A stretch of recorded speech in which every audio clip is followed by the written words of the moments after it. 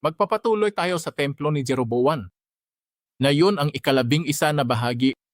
Ang subtitle ay Ang Digmaan ng Jerusalem. Ang Digmaan ng Jerusalem. Ang Digmaan ng Lungsod, Jerusalem. Ang salita ng Diyos ay nagmula sa Nehemias 1, versikulo 1 hanggang 14. Nehemias 1, talata 1 hanggang 4. Kabanata 1, versikulo 1 hanggang 4. Tama ba? Kaya, hayaan mong basahin ko ito para sa iyo. Ang mga salita ni Nehemias na anak ni Hakalias, nangyari nga sa buwan ng Kislev sa ika-20 taon samantalang ako'y nasa kabisera ng Susa na si Hanani, isa sa aking mga kapatid at ilang lalaking mula sa Juda at tinanong ko sila tungkol sa mga Judyong nakatanan at nakaligtas sa pagkabihag at tungkol sa Jerusalem. At sinabi nila sa akin, ang mga nalabi roon sa lalawigan na nakaligtas sa pagkabihag ay nasa matinding paghihirap at paninisi. Ang balita tungkol sa Jerusalem ay winasak at ang mga pintuang bayan nito ay nasunog ng apoy. Ngayon, nangyari ito nang marinig ko ang kaniyang salita. Ako'y naupo at umiyak at nanangis ng ilang araw at ako'y nag-ayuno at nanalangin sa harap ng Diyos ng langit. Ito ang salita ng Diyos. Amen? Amen. Kaya, lagi ka naming binibigkas at inaalala. Maraming taon na ang nakalipas simula nang itatag namin ang templo ni Jeroboam. Mula ngayon, ating sasambitin ang isang bagong taon, bagong datos. Kaya ang templo ni Solomon ay winasak noong 586 BC at ang templo ni Jeroboam ay muling itinayo noong 516 BC. Kaya gayang nakikita mo, umabot ng 70. Inabot ito ng 70 taon, di ba? 70 taon. At iyan ay, gayang makikita mo sa ibaba, Jeremias 29, versikulo 10. Ito ang katuparan ng Jeremias 29, versikulo 10 na nang sabihon ng Diyos pagkalipas ng 70 taon, tama ba? Kapag natapos na ang 70 taon, babalik na ang mga tao sa Israel sa Jerusalem, tama ba? Hindi ito tungkol sa haba ng pagkabihag, kundi tungkol sa haba ng templo. Nawasak niyo ba? Nawasak ang templo. Haya, kapag natapos na ang 70 taon, muling itatayo ang templo ng Jerubaba. Tama ba? Ang pagkompleto ng pagtatayo ng templo ni Jerubaba ay natapos sa loob ng 70 taon. Gayunpaman, gaya ng alam mo, ang templo ay muling itinayo, ngunit ang lungsod mismo ay hindi pa ganap na naitayo. Tama ba? Ang templo ay muling itinayo, at ang templo at ang lungsod ay dalawang magkaibang bagay, hindi ba? Kaya Haring Ciro, Haring Dario, tama ba? Pinayagan nila ang utos na bumalik ang mga tao sa Israel para muling itayo ang templo, pero hindi naman talaga tungkol sa lungsod, di ba? Kaya hindi pa lubusang nakabangon ang lungsod, hindi pa lubusang nababawi ang Jerusalem. Sa makatuwid, na yung pinag-usapan natin, pag-aaralan natin ang tungkol sa digmaan na Jerusalem o nga mundo ng lungsod. At ang taon, kung una kong sasabihin, ang taon na pagkumpleto ng pagtatayo ng mundo ng lungsod ay 444 BC. Ibig sabihin, amabot pa ng 72 taon, di ba? 72 taon. Kaya pagkatapos, nang muling maitayo ang templo, umabot ng humigit kumulang 72 taon ang pagtatayo o pagpapatibay ng pader ng lungsod. Tama! Kaya, ang una ay ang simula ng konstruksyon. Paano nangyari iyon, di ba? Pag-isipan natin at balikan natin ang kwentong nakasulat sa Nehemias, di ba? At ang iba pang mga aklat ng Biblia na dapat unaway. Ano nga ba ang eksaktong nangyari at paano ito pinag-aaralan, di ba? Kaya, sinasabi ng Biblia, isang taong nagngangalang Hanani, tama ba? Dumalaw si Hanani kay Propeta Nehemias na isang katiwala ng kopa ng hari. Si Nehemias ay naglingkod bilang katiwala ng kopa ng hari. Kaya nga, nasa Susa siya, ang kabisera, hindi ba? Susa, ang kabisera. Kung nabasa mo ang Nehemias 1, talata 11, tama ba? Makita mo yan.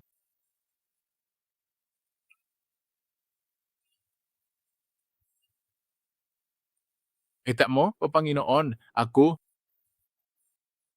idinadalangin ko sa iyo na pakinggan ng iyong pakinig ang dalangin ng iyong lingkod at ang dalangin ng iyong lingkod na igalang ang iyong pangalan ng may kaluguran at pagtagumpayin mo ang iyong lingkod sa araw na ito at pagkalooban mo siya ng kahabagan. Bago ang lalaking ito, ngayon ako ang tagasilbi ng kopa ng hari, hindi ba? Kaya't naglilingkod si Nehemias. Ibig kong sabihin, parang si Daniel, si Propeta Daniel ay naglilingkod bilang ang pantas ng hari, ang tagapayo ng hari. Tama ba? Kaya't siya ay nasa palasyo rin ng hari. Kaya si Nehemias ay naglilingkod bilang tagahawak ng kopa. Kaya naman, naglilingkod at maninirahan din siya sa palasyong hari. Tama ba? Kaya si Nehemias ay nasa Susa, ang kabisera. Dahil ang pagtatayo ng templo ay pinayagan ni na Haring Siro at Haring Daryo kalaunan, ang pagtatayo ng mundo ng lungsod na siyang pag-asa at siyang hangarin, na siyang kailangan ng mga tao ng Israel, mga taong naninirahan sa Jerusalem, upang mabigyan ng pag-aproba ang pagtatayo ng mundo ng lungsod. Ito ay malinaw naman na dapat silang lumapit sa hari ng panahong iyon, tama ba? At ang tumanggap ng utos ng hari o tumanggap ng atas mula sa hari, iyon ang pinakamadali. At iyan ang tamang paraan ng pagbuo, tama ba? Ang panahon kung kailan winasak ng Babylonia ang katimugang Juda, tama ba? Wala ng bansa o bansa, Israel, tama ba? Lahat sila ay kolonisado la. Lahat ay alipin ng mga bansang ito. Sa makatuwid, kung sinusubukan nilang muling itayo ang templo ng mag-isa o ang lungsod ng mag-isa, madali itong mapagkakamalang mali. At maaring makita ang mga hari o ng mga pamahalaan ang mga aksyong ito bilang isang uri ng kudeta o isang uri ng pagtataksil. Dahil ayaw ng mga pamahalaang ito at ng mga haring ito na magsama-sama ang sinuman sa mga taong sinakop ng kolonisasyon at iligtas ang kapangyarihan o kaya'y palaguin ang kanilang kapangyarihan dahil maari silang maging isang potensyal na panganib para sa kanilang kaharian, tama ba? Kaya sa panahong ito rin, kahit na matapos muling maitayo ang templo at kahit na matapos payagan ang mga tao ng Israel na bumalik sa Jerusalem at manirahan doon, upang itayo ang bigmaang ito ng lungsod, ang tamang paraan, ang pinakamadali at ang wastong paraan upang gawin ay dapat silang pumunta sa hari at humingi ng pagsang-ayon, humingi ng pahintulot mula sa hari. Ang hari ng panahong iyon ay si Haring Artaxerxes.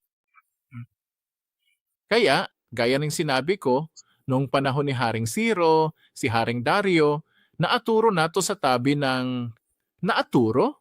Ano ang malapit sa mga hari? Daniel, di ba? Naroon si Propeta Daniel. Kaya si Propeta Daniel ay nagsilbing isang matalinong tao, tama ba? At binigyan niya ang haring ito ng pagkakataong basahin ang banal na kasulatan, tama ba? Natagpuan si Siro ang pangalan niya, tama? Mula sa mga kasulatan at lahat ng mga bagay na ito, tama ba? Kaya, inakala ni Hanani na dahil si Nehemias ang katiwalan ng kopa ng hari, inakala niya na siya ang makapagpabago sa puso ng hari sa pagkakataong ito. Naisip ni Hanani na si Nehemias ang maaring isa o dapat siyang makapagpabago ng puso ni Haring Artaxerxes para sa pagtatayo ng mundo. Kaya nga ba ang Hanalisi at ang ilan sa kaniyang grupo ay naglakbay mula sa Juda o Jerusalem at naglakbay hanggang sa Susa, ang kabisera, upang salubungin si Nehemias. Kung gayon, sino ba itong Hanani na ito? Sino ba itong si Hanani?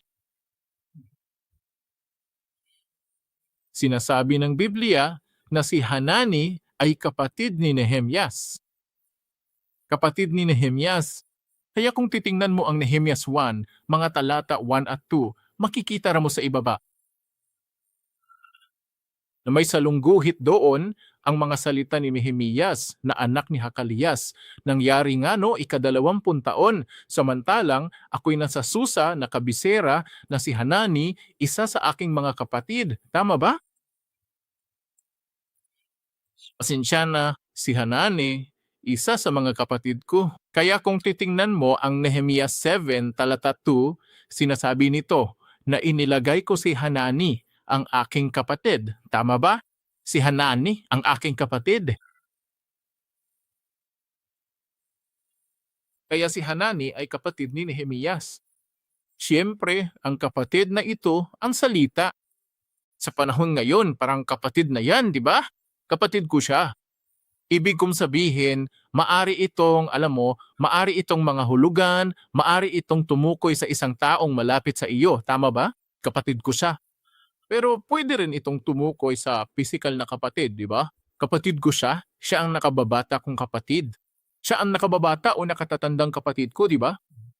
Kaya, sa parehong paraan, ang salitang Ebreo na ito ay tumutukoy kapwa sa pisikal na kapatid at sa taong malapit sa kanya. Ngunit ayon sa Biblia, patuloy na ipinaliwanag at binibigyang diin ng Biblia na si Hanani ay kapatid ni Nehemias. Nangangahulugan ito na si Hanani ay pisikal na kapatid ni Nehemias. Kaya kapatid ni Nehemias si Hanani, tama ba? At dinalaw niya si Nehemias? Dito, masasabi ng ilang tao na dahil si Hanani ay pisikal na kapatid ni Nehemias, natural lamang na bisitahin niya si Nehemias upang humingi ng tulong. Ibig kong sabihin, totoo naman yan, di ba? Kung ang kapatid mo, kung mayroon, alam mo na, parang 7 magkakapatid, di ba? At kung isa sa kanila ay lubos na matagumpay, tama ba? Naglilingkod siya, alam mo na, sa presidente, halimbawa, o iba pa. Alam mo na, ang big boss, tama ba? Parang Samsung o Google o kung ano pa man. At kumikita siya ng malaki, mayroon siyang magandang reputasyon at iba pa. Kapag may kailangan ka, kapag nasa problema ka, pwede kang pumunta sa kapatid mo dahil kapatid mo rin siya at humingi ng tulong ng pribado. Kaya maaring sabihin ng ilan, tungkol ito sa personal na pagbisita ni Nimi Hanani. Ang personal na paghingi ng tulong mula sa kaniyang kapatid o sa kanyang sariling kapatid si Nehemias. Pero kung ganoon nga noon, posible kaya? Isusulat ba ito sa Biblia? Kung gayon nga, pipiliin bang Diyos na isulat at ilarawan ang pangyayaring ito sa Biblia? Kaya sigurado ako, bago tayo tumingin pa, may sagot na tayo na dapat ay naayon ito sa salita ng Diyos. Dapat itong naayon sa kalooban ng Diyos, hindi ba? Ang paghahanap, pagpunta at pagbisita kay Nehemias at paghinging tulong sa kanya ay hindi personal na kahilingan ni Nehemias, hindi ba? Dapat itong naayon sa salita ng Diyos. Dapat itong naayon sa kalooban ng Diyos. Kaya paano natin mahahanap ang pahiwatig na iyan mula sa Biblia? Una, ang Nehemias 1:11. Nehemias 1:1. Sinasabi nito, inilalarawan ni Nehemias ang grupong ito ni Hanani bilang ang mga taong nalulugod na ihayag ang iyong pangalan. Nais ang naghayag ng iyong pangalan. Ipahayag ang iyong pangalan. Ibuyag. Kung natatandaan mo kung paano madalas ipinaliwanag ng founding pastor, ano ang ibig sabuto ng ihayag? Una, ang malaking pananampalataya o dakilang pananampalataya. At dakilang pagsunod at dakilang kagalakan. Dakilang pananampalataya, dakilang pagsunod at dakilang kagalakan. Kung may iba tayong pagkakataon, ipapaliwanag ko sa susunod kung bakit dapat igalang ang Diyos sa 3 bagay na ito. Ngunit, ganito palagi ang paliwanag ng founding pastor tungkol sa paggalang sa Diyos. Nangangahulugan ito ng isa na may dakilang pananampalataya, isa na may dakilang pagsunod, at isa na may malaking kagalakan sa pagkilos o pamumuhay ayon sa kalooban ng Diyos. Kaya inilarawan ni Nehemias na ang mga taong ito, ang grupong ito, ay ang mga taong nalulugod na magkaroon ng malaking pananampalataya sa Diyos, na nalulugod na magkaroon ng malaking pagsunod sa Diyos, at nalulugod na magkaroon ng malaking kagalakan sa pagsunod sa Diyos. Sa makatuwid, mauna-una natin na ito ang mga tao, hindi ito ang mga tao. Sino ang basta na lamang o kung sino ang kumikilos lamang ayon sa kanilang sariling mga pangangailangan o personal na kahilingan. Lumipat na siguro sila. Tiyak na pinag-aralan nila ang paglalakbay na ito ayon sa kalooban ng Diyos, ayon sa salita ng Diyos. Gayun din, ang pangalawang salik ay ang distansya sa pagitan ng Jerusalem at Susa. Kini nga distansya naglangkob sa gibanabana nga kalibo 6 ka kilometro ang kinatibuk ang gitaso niini.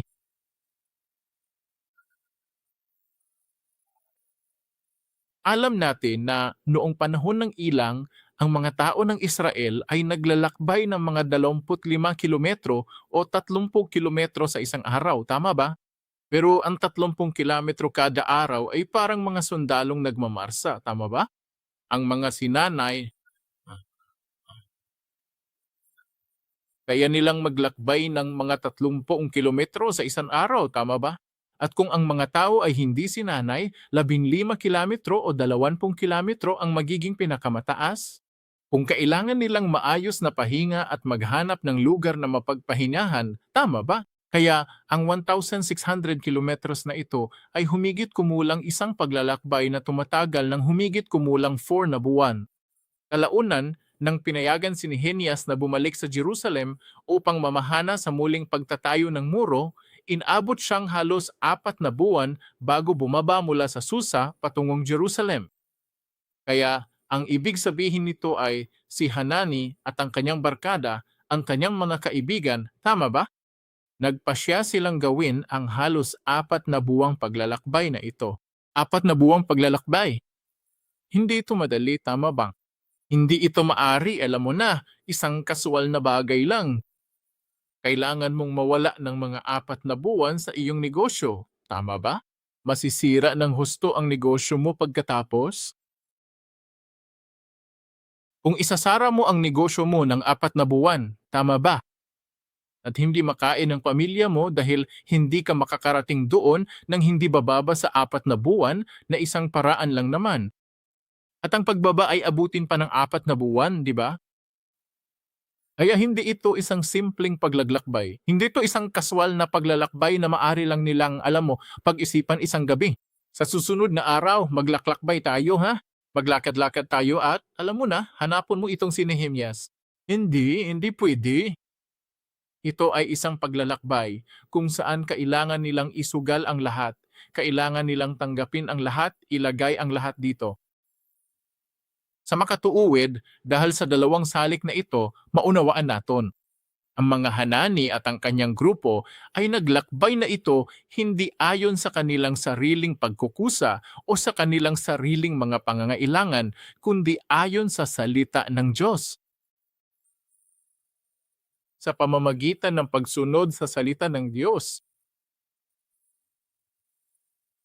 Kaya dito, ang maunawaan natin, ang matututunan natin mula sa kanila ay sa ating buhay pananampalataya, kailangan din nating kumilos at magsagawa. Pinag-isipan ito ng mga Hanani o ng mga tao sa Israel at kinailangang muling itayo ang mundo. Kinaanglan nila ito at pinag-isipan nila ito, ipinagdasal nila ito. Gayon paman, kung hindi kikilos si Hanani at ang kanyang grupo, kung hindi nila ginawa ang gulo na ito sa Susa at hinanap at nakipagkita kay Nehemias, wala sanang nangyari. Dahil si Hanani ay ang taong kumikilos, ang taong nagsasagawa, ang nagsasagawa. Sa makatwid, ang tadhana ng Diyos at ang kasagutan ng Diyos ay maarang maihatid sa kanila. Sa ating buhay pananampalataya, ganoon din. Kailangan din tayong maging isang taong kumikilos, isang taong nagpapatupad ng mga gawain. Bagamat ang isang tao ay talagang mahusay at magaling sa pagpaplano, kung hindi siya magtatrabaho o kikilos ayon dito, hindi siya magtatagumpay. Wala namang magiging progress, di ba? Walang magiging pagsulon. Kaya kung titingnan mo ang Santiago 2, talata 26 na nasa screen, Santiago 2, versikulo 26, sinasabi rito, sapagkat kung paanong ang katawan na walang espiritu ay patay, gayon din naman ang pananampalataya na walang mga gawa. Tama ba? Siyempre, ang pagkakaroon ng pananampalataya ang pinakamahalagang bagay. Pero kung mayroon tayong pananampalataya, sinasabi ng Biblia na dapat din tayong kumilos at gumawa. Tama ba? Habang nagtatrabaho, dapat may kasunod na aksyon. Sa panahon ng pandemya at COVID-19, kumilos ka naman ayon sa salita ng Diyos ha? Kumilos ayon sa salita ng Diyos upang ang iyong buhay ay umapaw sa maraming bunga at maraming pagpapala. Amen. Amen. Pangalawa, pagkatapos ng pagdalaw na ito ni Hanani, ang nangyari ay nagpasya si Nehemias na simulan ang panalangin ng pag-aayuno. Kaya, ang pangalawa ay ang panalangin ng pag-aayuno ni Nehemias. Kaya, tinanong ni Nehemias si Hanani kung kumusta ang mga tao sa Israel at ang buhay sa Jerusalem, at iyon ang sinagot ni Hanani. Kahit na muling itinayo ang templo, ang lungsod ay hindi pa rin naaayos, hindi ba? Ang pader ng lungsod ay nasira at ang mga pintuan nito ay nasunog. At ang balitang ito ay lubhang nakababagab sa puso ni Nehemias, kaya't siya ay nag-aral ng pananalangin at pag-aayuno. Nag-aral siyang pananalangin at pag-aayuno.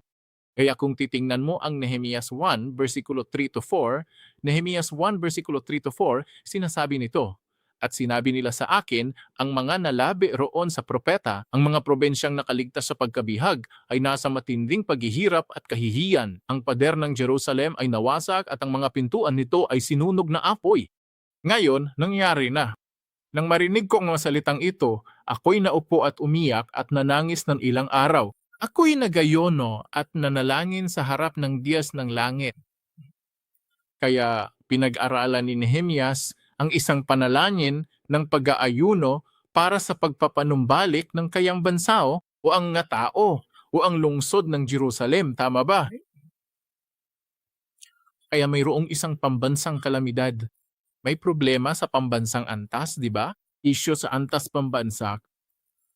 Paano natin ito ayusin? Paano natin ito ayusin? Paano natin babaguhin ang mga bagay-bagay? Sinasabi sa atin ni Nehemias na ang manalangin sa Diyos, lalo na ang mag-ayuno at manalangin sa Diyos, ang magiging paraan upang magpatuloy. Oo, maaring sabihin natin, palitan ang pinuno, babaguhin niyan ang lahat. Pero kung titingnan natin ang kasaysayan, kahit palitan natin ang pinuno bilang isang Kristiyano, mayroon pa ring korupsyon. Mayroon pa ring, alam mo, hindi naman palaging ang bansa o ang politika ang gusto natin, hindi ba? Siyempre, iyon lang ang paraan, pero ang pinakamahusay na paraan, ang sukdulang paraan upang ayusin at baguhin o magkaroon ng determinasyon upang malutas ang isyong ito sa pambansang antas ay ang manalangin sa Diyos ng langit. At naniniwala akong pareho lang, paano natin masusolusyonan ang pandemyang COVID-19 na ito? Hindi ito pambansang antas. Ang daigdigang antas itom, di ba? Paano natin ito lulutasin? Kahit pa magaling gumawa ang isang bansang ito, ang isang bansa naman ay hindi, di ba? At ang virus ay nag-iiba-iba at nagbabago. At ang bagong variant ay nagmumula sa bansang iyon at nagsimula itong muli. Tama ba? Paano natin makokontrol ang lahat? Paano natin ito maayos? Paano natin matatapos ang pandaigdigang isyong ito? Naniniwala ako na kailangan nating manalangin sa Diyos sa panalangin, sa pag-aayuno, sa pag-aayuno. Naniniwala ako na iyan lamang ang paraan upang tayo ay mapalapit sa Diyos at matanggap ang kanyang kasagutan. Pero napakarami. Sa panalangin ito ni Nehemias, maraming bagay ang tunay nating mapapatibay loob. Kaya sige na tingnan na ito. Ang katangian o panalangin ni Nehemias. Una, nagsisi si Nehemias. Nagsisi si Nehemias. Kaya't nagpasya si Nehemias na manalangin ng may pag-aayuno. At ang unang bagay na ginawa niya ay nagsisi siya. Mayroon bang anumang pagkakamali na nagawa si Nehemias sa aspetong ito, sa kwentong ito? Hindi ba? Dumating si Hanani at ibinalita ang nangyayari sa Jerusalem. Mayroon bang anumang bagay na dapat pagsisihan ng mga tao sa Israel tungkol dito? Siguro hindi. Hindi ko alam, di ba? Gayunpaman, tama ba? Sinimulan ni Nehemias ang kanyang panalangin sa pamamagitan sa pagsisisi. Nehemias 1, talata 6 at 7. Nehemias 1, talata 6 at 7. Sinasabi nito, pakinggan ninyo ngayon at idilat ninyo ang inyong mga mata upang dinggin ang dalangin ng iyong lingkod na aking idinadalangin sa harap mo ngayon, araw at gabi, alang-alang sa mga anak ni Israel na iyong mga lingkod na aking ipinahayag. Ang mga kasalanan ng mga anak ni Israel na aming ipinagkasala laban sa iya, ako at ang sambahayan ng aking ama ay nagkasala. Kami ay kumilos ng may labis na katiwalaan laban sa iyo at hindi namin sinunod ang mga utos, ni ang mga batas, ni ang mga tuntunin ng walang utos na ito. Ang iyong lingkod na si Moises. Kaya si Nehemias, nang simulan niyang manalangin para sa kanyang bansa, nang simulan niyang manalangin upang malutas ang isyong ito sa antas pambansang antas, ang unang hakbang na ginawa niya, na kanyang ginawa, ay ang magsisi para sa kanyang mga kasalanan, para sa mga kasalanan ng kanyang ama. Nagsisisi siya para sa kanyang sarili at para sa lahat. Naniniwala ako rito. Sigurado akong alam na nating lahat yan. Ngunit muli nitong pinagtitibay na ang unang hakbang ng panalangin sa Diyos, lalo na kung ito ay tungkol sa pambansang isyu o pandaigdigang isyu, ay ang pagsisisi. Maaring hindi ganun karami, mga partikular na kasalanang nagawa mo laban sa Diyos kamakailan. Ngunit gayunpaman, ang pagsisisi, ang unang hakbang, kailangan natong manalangin at magsisi para sa atong mga kasalanan. Kailangan nating magsisi para sa mga kasalanan ng ating ama. Kailangan nating magsisi para sa lahat, hindi ba? Nanalangin si Nehemias para sa bawat lalaki ng Israel o sa mga nasa Jerusalem. Tama ba? Kaya naman, kung talagang gusto nating makita ang paglutas ng isang pandemya, ang COVID-19, kailangan nating magsisisi para sa bawat sangkatauhang pinarangalan. Tama ba? Pinarangalan ang bawat sangkatauhan. At sigurado ako na kapag ginawa natin ang unang hakbang nito, at gaya lang pagsagot sa panalangin ni Nehemias sa kalaunan. Tama ba? Kaya ang ating mga panalangin ay sasagutin din. Amen? Tama, kaya pangalawang katangian, ano ang nangyari pagkatapos niyang magsisi? Bago iyan, maari mo munang isulat ang 2 Kronika 7, talata 14. Ito ang banal na kasulatan. Sinasabi nito, at ang aking bayan na tinatawag sa aking pangalan ay magpapakumbaba at manalangin at hanapon ang aking mukha at talikuran ang kanilang masasamang lakad. Kung magkagayoy, didinggin ko mula sa langit at patatawarin ko ang kanilang kasalanan at pagagalingin ko ang kanilang lupain. Amen? Kaya, pangalawa, nanalangin si Nehemias ayon sa tipang ng Diyos. Nanalangin si Nehemias ayon sa tipang ng Diyos. Atong basahon ang basahon ni Nehemias, Kapitulo 1, versikulo 8 hangtod sa 9. Mao kini ang nahisulat sa Nehemias 1, versikulo 8 hangtod sa 9. Sinasabi nito, ang mga nagkalat ay nasa pinakadulong bahagi ng kalangitan. Ipipunin ko sila mula roon at dadalhin ko sila sa lugar na aking pinili upang doon sambahin ang aking pangalan. Kaya makikita mo na si Nehemias ay nanalangin, ngunit hindi lamang basta nanalangin, ngunit masasabi nating sinipi niya ang banal na kasulatan, hindi ba? Binabanggit niya ang banal na kasulatan. Ang panalangin ito na kanyang idinasal ay nakasulat sa Deuteronomio, Kabanata 30, Deuteronomio 30, mga talata 3.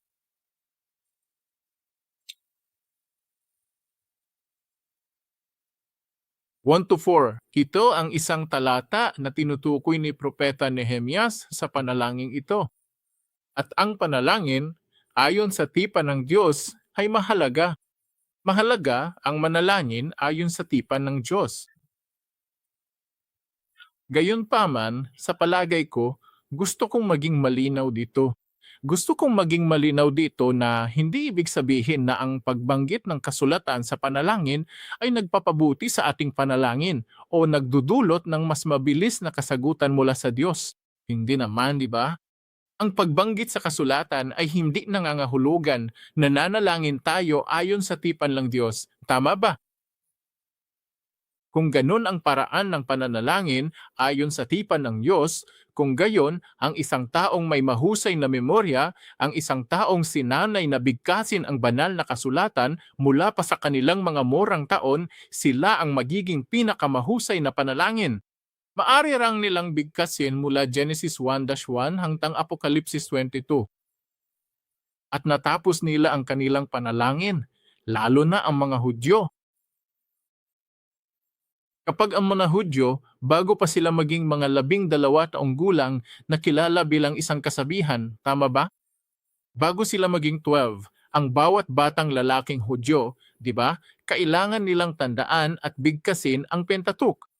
Ang unang 5 aklat ng Biblia, Genesis, Exodo, Levitico, mga bilang o Deuteronomio, kailangan nilang bigkasin ang bawat salita bago sila tumuntong sa edad na 12. Gayunpaman, makikita natin na kung ang pagsipi sa kasulatan, hindi ko sinasabing masama ang pag-alala sa kasulatan o ang pagsipi sa kasulatan ay masama, hindi ko sinasabi. Kapag nagdarasal ka, kung naaala-ala mo ang banal na kasulatan, mabuti yon, di ba? Kung kabisado mo ang banal na kasulatan, napakaganda rin yan. At kung maari mong sipiin ang kasulatan sa iyang panalangin, napakabuti rin yan. Pero hindi nito ginagarantiya. Hindi ibig sabihin na ang pagbanggit sa banal na kasulatan ay ang panalangin ay ayon sa tipan ng Diyos. Tama ba?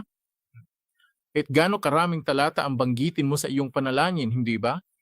Kung hindi mo naunawaan ang paraan ng Diyos, kung hindi mo naunawaan ang kalooban ng Diyos, kung hindi mo naunawaan ang salita ng Diyos, hindi iyon ang panalangin ayon sa tipan ng Diyos. Ang mahalaga sa panalangin ni Nehemias ay ang pagkaunawa ni Nehemias sa paraan ng kaligtasan ng Diyos sa kasaysayan ng pagtubos ng Diyos, hindi ba? Sinasabi niya sa Diyos, nangako ka sa atin. Ang paraan mo ay ililigtas mo kami. Ipapadala mo kaming pabalik sa Jerusalem. At muling itayo ang iyong lugar. Sabi mo, titipunin mo ang mga tao sa iyong templo. Na yun na ang tamang panahon, hindi ba Diyos ko? Hindi lamang niya sinisipi ang banal na kasulatan, kundi naunawaan din niya ang kalooban ng Diyos. At ayon sa tipang iyon, nananalangin siya sa Diyos, naway tuparin mo po ang iyong pangako sa amin. Sa makatuwid, ang panalangin ayon sa tipan ng Diyos, gaya ng sabi ko, ay kailangan nating maunawaan ang kalooban ng Diyos. Kailangan nating maunawaan ang kalooban ng Diyos. Kaya, kung titingnan mo ang Juan 15, talata 7, Juan 15, talata 7. Ama, sinasabi nito, kung kayo'y mananatili sa akin at ang aking mga salita at mananatili sa inyo, hinin ninyo ang anumang nais ninyo at gagawin ito para sa inyo. Ito ang sinabi ni Jesus, hindi ba? Kung kayo'y mananatili sa akin at sa aking mga salita, ay mananatili kayo sa inyo. Hindi ito tungkol sa pagbigkas o pagsipi, tama ba? Oo, mabuti ito. Pero ang tunay na ibig sabihin nito ay kung naintindihan mo, tama ba? Kung ang salita ko ay ipinanim sa iyo. Kaya kung mamumuhay ka ayon sa aking salita, tama ba? Kung gayon, kahit ano ang ipanalangin mo, sasagutin ko iyon, di ba? Kaya mga minamahal kong kapatid, dalangin ko naway ipagkaloob ng Diyos sa atin ang kanyang karunungan upang maunawaan natin ang kanyang kalooban at manalangin ayon sa kanyang tipan. Pangatlo, ang katangian ng panalangin ni Nehemias ay partikular na nanalangin si Nehemias. Sinasabi sa Nehemias 1:11, "O Panginoon, isinasamo ko sa iyo, naway pakinggan ng iyong pakinig ang panalangin ng iyong lingkod at ang panalangin ng iyong mga lingkod na nalulugod na igalang ang iyong pangalan. At pagtagumpayon mo ang iyong lingkod na yun at pagkalooban mo siyang habag sa harap ng lalaking ito." Sino ang lalaking ito? Ang ibig sabihin ng lingkod mong ito ay sila ang mga Hanani at ang kanyang grupo. Tama ba? At sa harap ng lalaking ito, sino ang lalaking ito? Ang lalaking ito ay tumutukoy kay Haring Artaxerxes. Tama ba? Haring Artaxerxes. Kaya, partikular na ipinagdarasal ni Nehemias na sana'y mabigyan siya ng linggap sa harap ni Haring Artaxerxes. Gayang sinabi ko, ang utos mula kay Haring Artaxerxes ang magiging solusyon, ang resolusyon na magresolba sa lahat at magpapabili sa pagtatayo ng mundo ng Jerusalem. Kaya si Nehemias, habang siya'y nananalangin at nag-aayuno, siya'y nanalangin ng partikular na naway mabigyan ako ng biyaya sa paningin ng Haring Artaxerxes upang anuman ang aking irepresenta ay buong galak na tatanggapin at sasang-ayunan ni Haring Artaxerxes. Kaya ang ating panalangin ay kailangan ding maging tiyak. Kailangan natong manalangin ng espesipiko. Hindi lang tayo maaring manalangin ng buo. Iligtas po natin ang mundo. Iligtas ang sangkatauhan mula sa pandemyang ito, ang COVID-19. Ngunit kapag tayo ay nananalangin ng espesipiko, tama, kapag tayo ay nananalangin para sa simbahan ng tipan ng Panginoon, kung babanggitin ninyo ang ating kongregasyon, mga kapatid, isa-isa, Ama, idinadalangin ko si Elder Paul. Kung gayon, ibig kong sabihin, para sa akin, kapag binabanggit ko ang kanyang pangalan, kapag dinatawag ko ang kanyang pangalan, ang atensyon ko ay napupunta sa kanya habang nagdarasal. Tama ba? At naisip ko ang pag-uusap namin ni Elder Paul, ang maaaring maging sitwasyon ni Elder Paul sa ngayon. Tama ba? Ang alien, ibig kong sabihin, halimbawa lang, di ba? Wala na si alien. Ang pakikialam ng nakatatanda at kung paano niya ito ginagawa ng mag-isa at kung ano-ano pa, di ba? Kaya kapag sinasabi ko iyan, Ama, ipinagdarasal ko ang mga mahihirap, agad na napupunta sa kanya ang atensyon ko at pagkatapos ay lumiliit at lumalalim sa sitwasyong ito ang ibig kong sabihin para sa akin. At isa yun sa mga kaso, di ba? Isa sa mga kaso. Kaya ang pananalangin ng espesipiko o pananalangin ng espesipiko, tama, ang gagabay sa atin sa pananalangin. Taos puso, manalangin ng may katapatan at manalangin ng may tunay na puso. Hindi di lang, "Oh Ama, alam mo ang lahat o kailangan ko ng pera o kailangan ko ng solusyon. Ama, tulungan mo to hato." At oo, yun nan. Hindi naman ganon. Kapag nagdarasal tayo, kung mayroong kang anumang kaganapan, kung talagang magdi-date ka, at anong klaseng negosyo iyon? Anong klaseng mga target ang kailangan mo, di ba? Kung gano'n ang paraan ng iyong pananalangin, mas nagiging tapat ka, tama ba? At nagtitiwala ka sa Diyos, Ama. Kung ulan, masisira ang kaganapan, Ama. Ama, tulungan mo po ako at tulungan mo kami na magkaroon ng mas magandang panahon, maaraw na araw at lahat ng uri ng bagay, di ba? Kaya magdasal ng espesipiko, tama ba? Iyan ang isa sa mga paraan ng panalangin ni Nehemias para sa isyong ito sa antas pambansang antas. Kaya kapag tayo ay nananalangin para sa pandemyang si COVID-19 at kapag tayo ay nananalangin para sa atong mga kapatid, tayo po ay manalangin partikular para sa isa-isa at para sa atong mga problema. Upang tayo ay maging talaga sa palagay ko ay taos-puso ang salita, maging taos-puso tayo sa ating Ama. Diyos, sa ating panalangin, naway matanggap ng Han ang isang magandang aroma. Tama ba? at maaring sagutin ng Diyos ang atong panalangin. Amen. Tama. Kaya pagkatapos manalangin si Nehemias, sumagot ang Diyos. At kung paano tumugon ng Diyos ay nagbibigay din sa atin ng malaking pampalakas loob. Kaya tingnan natin kung paano sinagot ng Diyos ang panalangin ni Nehemias. Ang pangatlo ay ang mga sagot sa panalangin. Una, tinanong mo ng hari si Nehemias. Kaya tinawag ng Diyos ang hari upang tanungin muna si Nehemias. Ibig kong sabihin, kailangan natong pag-isipan ito, hindi ba? Sa panahon ngayon, madali at kaswal lang nato maitanong sa atong amo ang kumusta ka boss, di ba? At mister. Pero hindi naman masyadong basta-basta para sa Pangulo ng Bansa, di ba? Kaya, sa panahong ito, kung si Nehemias ay unang hihiling o hihingi sa hari, at kung ang hari ay nagalit, kung ang hari ay hindi nasisiyahan tungkol dito, kung gayon, si Nehemias ay maaring pugutan agad ng ulo. Hindi madaling magsimula ng usapan sa hari. Hindi ito katulad ng kultura ngayon. Kaya kung si Nehemias ang magbubukas ng usapan o unang hihingi ng kahilingan, maari itong ituring na isang plano para sa pagtakas.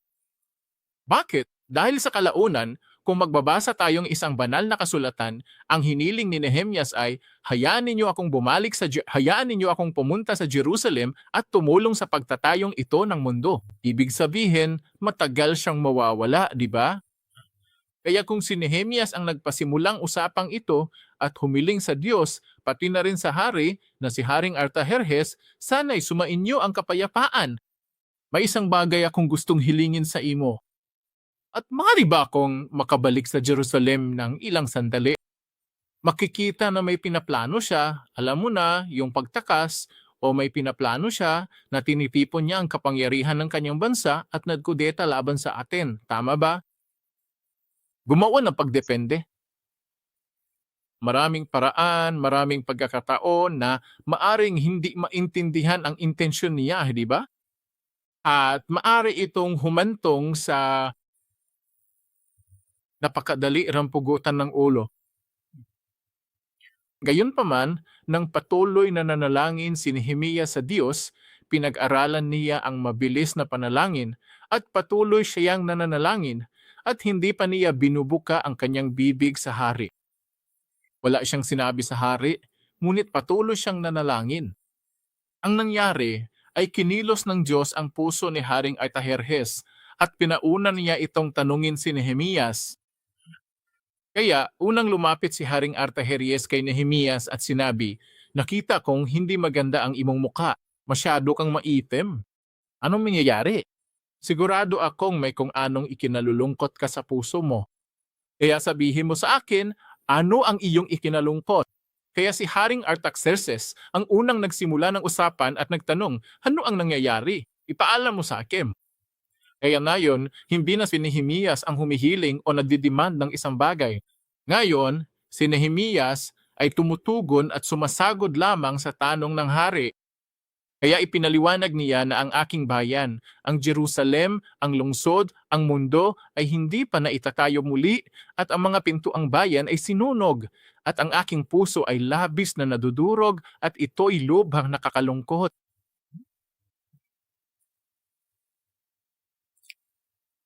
Kaya naman, kamangha-mangha iyon, diba? Na binago ng Diyos ang puso ng hari at pinatawag niya si Nehemias para masimulan ang buong pag-uusap. Pwede namang maging madali at maayos, diba? Ganoon gumagana ang Diyos. Nehemias 2, talata 2 hanggang 4. Nasa screen na? Hindi ko babasahin. Lalaktawan ko na lang ito dahil naipaliwanag ko na ang lahat ng nasa banal na kasulatan, diba?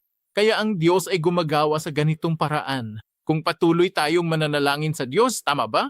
Kailangan baguhin ang puso ng isang tao. Kailangan baguhin ang puso ng hari, si Artaxerxes. Paano natin babaguhin ang puso niya? Hindi namin kaya. Kahit ganoon pa kaganda ang plano naton, kahit ganoon pa kaganda ang dahilan naton, hindi naton mabago ang puso ng mga tao. Pero kaya naman ang Diyos, hindi ba? Kaya man Diyos. Kaya kung maranasan mo ang sitwasyon na alam mo na, wala kay magawa, di ba? Pero tandaan mo, magbubukas ang Diyos ng daan para sa imo. Kaya pangang baguhin ng Diyos ang puso ng isang tao, di ba? Sino ang galit sa iyo o sino ang laban sa iyo, di ba? At gawin mo siya. Gawin mo siya. Gawin mo siyang iyong katulong at iyong saklolo. Hindi ngayon, pero sa susunod ay pag-aaralan natin ang tungkol dito. Ngunit si Haring Artajerjes ay tutol talaga sa ideyang muling pagtatayo ng mundo ng lungsod.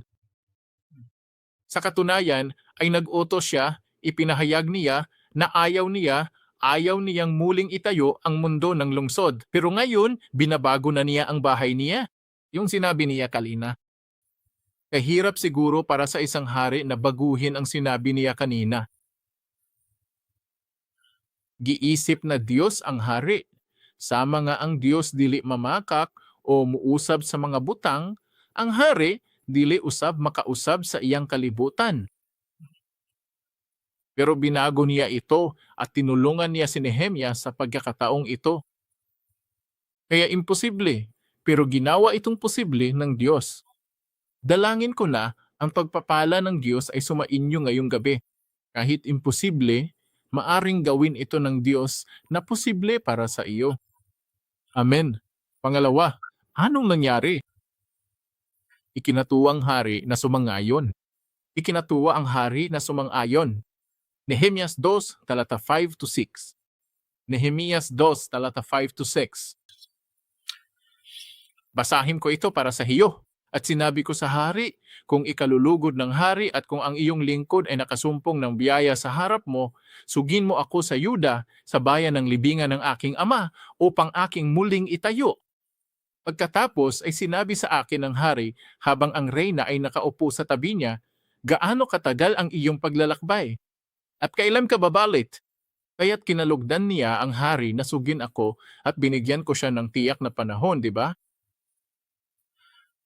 Dito, kailangan nating pag-isipan muli ang papel ni Nehemias. Ano ang hanap buhay noon? Ano ang papel ni Nehemias? Si Nehemias ay isang katiwala ng kopa, tama ba? Tagapagtinda ng kopa? Hindi na waiter ang cupbearer sa panahon ngayon, di ba? Sino ang nakatayo sa tabi ng hari? At kapag natuyo na ang alak o kapag natuyo na ang tubig, alam mo na, pinupuno lang nito ang tubig. Hindi iyan ang katiwala ng kopa. Ang katiwala ng kopa ay, sa panahon ngayon, ito ang tagatikim ng pagkain. Tama? Ang tikim na pagkain. Para suri naman nyo. Para malaman kung may nalason na pagkain o wala. Tama? Kaya ito ang unang kumukuha ng lahat ng pagkain ng hari, lahat ng inumin, lahat ng alak, lahat ng kainan. Tama ba? Kumain muna para tingnan kung nalason ito o hindi. Kaya ipagkakatiwala mo ba ang papel na ito kahit kanino? Alam mo, kahit sino lang? Hindi mo kaya, di ba? Ito siguro ang pinagkakatiwalaan mo, di ba? Dapat itong mapagkakatiwalaan. Tao, kung gayon ay susubukan mo ito. Paano kung ipagkanulo ka niya at sabihing hindi iyon lason, kundi ito ay nakalason, di ba? Kaya ang ganitong uri nga trabaho ay maari lamang ibigay sa isang taong lubos na pinakakatiwalaan. Napaka mapagkakatiwalaan tao niyan, di ba? At sa makatuwid, hindi madaling makahanap ng kapalit, hindi ba? Hindi dahil ayaw bigyan ng hari ng pahinga si Nehemias. Ama, alam mo, magbakasyon ka lang ng 6 na buwan o isang taon. Bueno, para sa isang hari, wala naman sigurong kwenta yun, di ba? Ngunit hindi naging madali ang pagtanggal sa kanya sa tungkulin ng pagiging katiwala ng kupa dahil tiyak na may isa pa na mapagkakatiwalaan ng hari katulad nitong dating katiwala ng Saro. Tama ba? Naintindihan mo ba ang sinusubukan kong sabihin? Kaya dahil sa papel at trabahong ito, di ba? Mahirap mahanap ang kapalit ni Nehemias habang wala siya.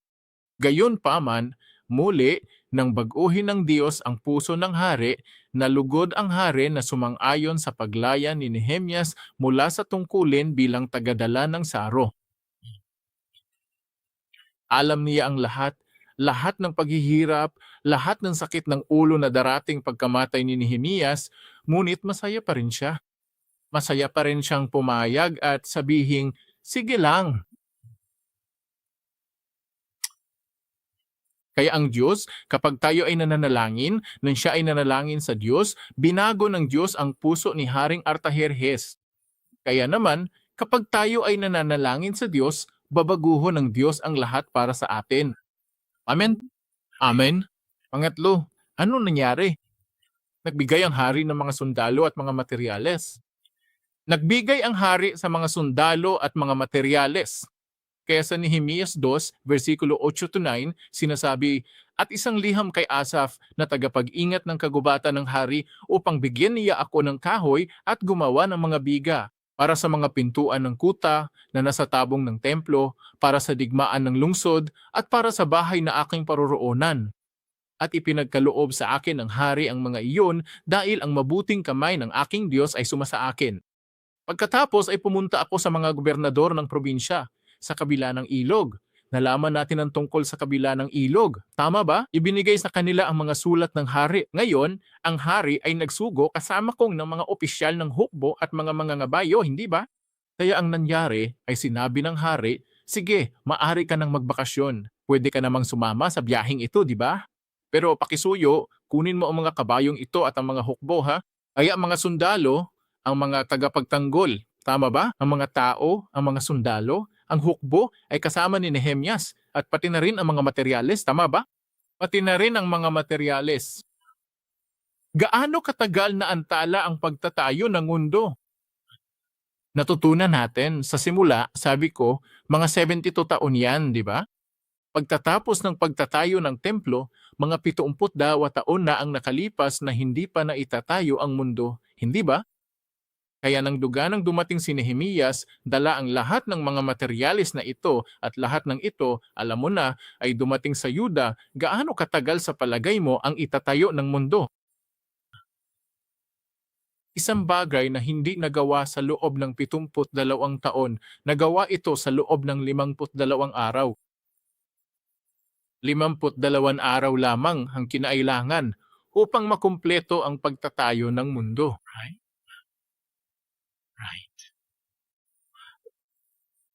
Kaya, nang baghuhin ng Diyos ang puso ng tao, ang puso ng hari, lahat ay naging maayos, lahat ay umuusad, at nalutas ang lahat at naibigay ang sagot.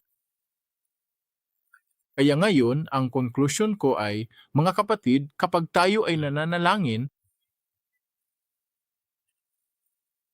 hatagan ta sa Diyos og kalampusan. Kung kita mag-ampo, hatagan ta sa Diyos og kalampusan. Anaa kini sa Nehemias 2:20. Miingon ko kanila, ang Diyos sa langit maoy mohatag kanatog kalampusan. Kaya nga, kami na kanyang mga lingkod ay babangon at magtatayo. Pero wala kay posisyon, di ba? O isang alaala sa Jerusalem. Nang manalangin siya sa Diyos, pinagkalooban siya sa Diyos ng tagumpay. Kapag tayo ay nananalangin sa Diyos, bibigyan tayo ninang tagumpay. Kung ito ba ay isang tagumpay dahil sa naihatid na ito mula noong panahon ng COVID-19? O iyan ang tagumpay ng pagiging nakabangon mula sa panahon ng kahirapan sa ekonomiya? O iyon ang tagumpay ng pagtakas o itinataguyod mo ang iyong negosyo mula sa mahirap na panahong ito, tama ba? O ang pamilya mo, o kung ano pa man iyon, di ba? O ang edukasyon ng iyong mga anak, kahit ano pa iyon, o ang kalusugan ng iyong pisikal na katawan, hindi ba? Kapag tayo ay nananalangin, tutulungan tayong Diyos. At ayon sa banal na kasulatan ngayon, bibigyan tayo ng Diyos ng tagumpay.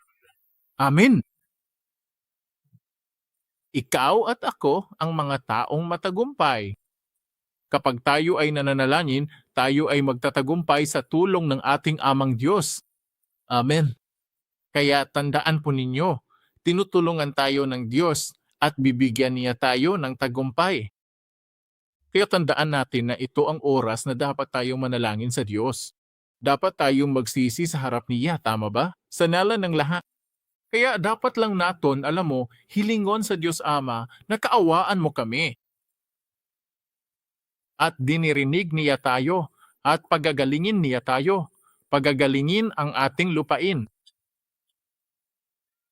Amen